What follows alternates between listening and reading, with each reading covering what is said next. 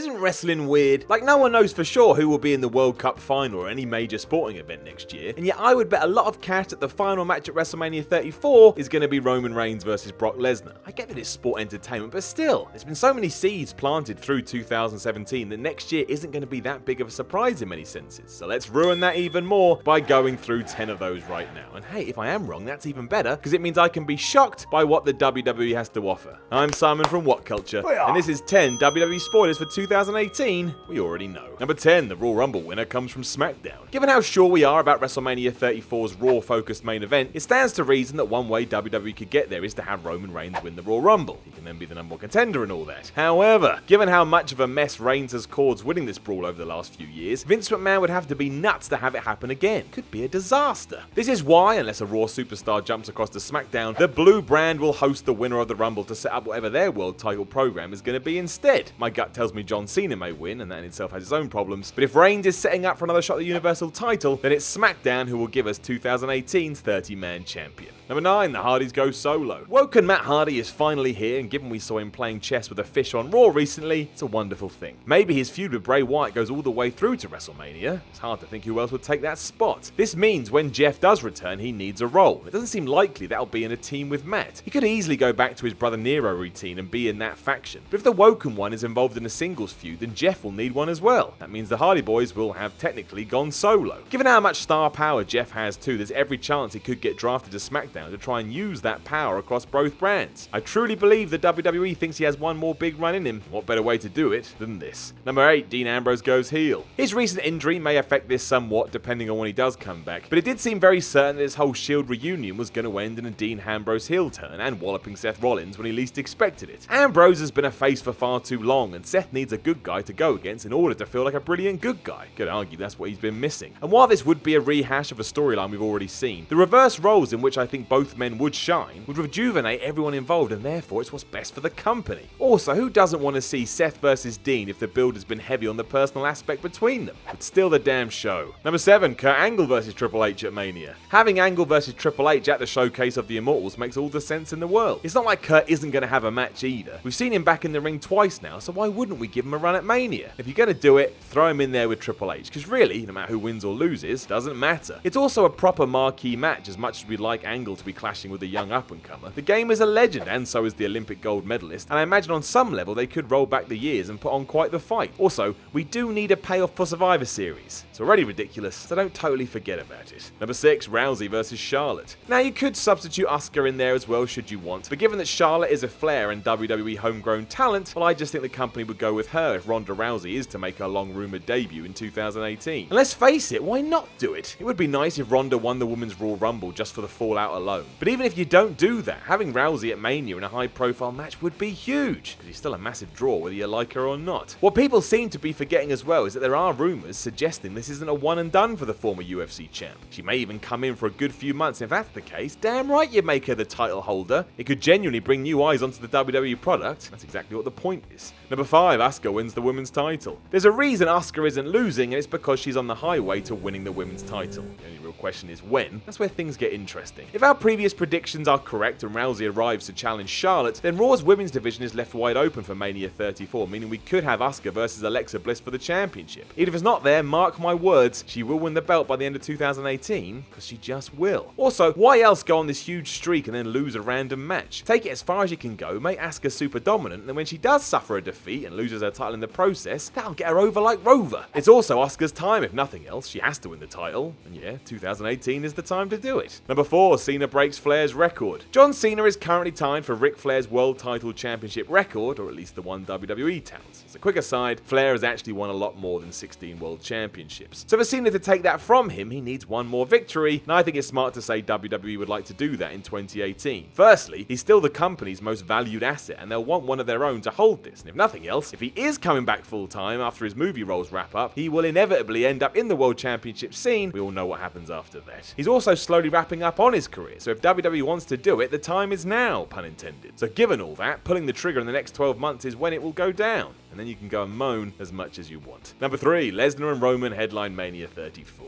If Roman Reigns versus Brock Lesnar for the Universal title doesn't happen in the main event of WrestleMania 34, something has changed, and changed drastically. It's as likely as me smacking myself in the head after I say why. Nearly everything that happened in 2017 was designed to make this match a thing, and that when Reigns kicks out of the F5, we're all shocked and surprised. There won't be any Seth Rollins-like cash-ins this year either. Unlike before, this is where WWE has to go all in and just see what happens with Reigns. I doubt it will work, and whether Roman gets booed out the building or not, we shall have to wait and see. Anything is possible other than another match headlining Mania in 2018. Just ain't gonna happen. Number 2, Hogan returns. Now this one could be considered slightly controversial as it does come down to WWE sponsors. All the company needs is for them to say, sure, bring Hogan back, and that's that. He will be back. 2018 seems like a year where that could happen. It's not like WWE hasn't been slowly building this fence either. Even way back in 2015, representatives were already saying the relationship between them and the Hulkster could be mended in time. If WWE also wants to do a Raw 25th anniversary celebration special in January, they're gonna want famous legends on that show, and no one is a bigger deal than Hulk Hogan, especially when it comes to nostalgia. Hogan will return and probably pop up on random programs until he fades away forever, or slams Braun Strowman at WrestleMania 34. Number 1, Daniel Bryan will wrestle